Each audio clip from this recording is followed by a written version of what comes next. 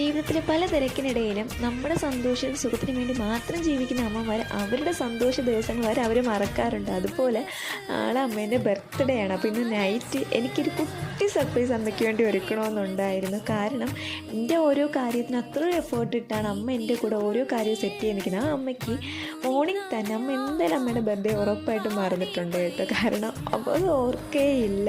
കാരണം അത്രയും മാത്രം നമ്മുടെ കാര്യത്തിൽ ഓടി നടക്കുകയാണ്. അപ്പോൾ അമ്മയ്ക്ക് ഞാൻ നൈറ്റ് തന്നെ എന്നെ കൊണ്ട് പറ്റുന്ന രീതിക്ക് തലേദിവസം ബൊക്കെയൊക്കെ വാങ്ങി സെറ്റ് ചെയ്തിട്ടുണ്ടായിരുന്നു.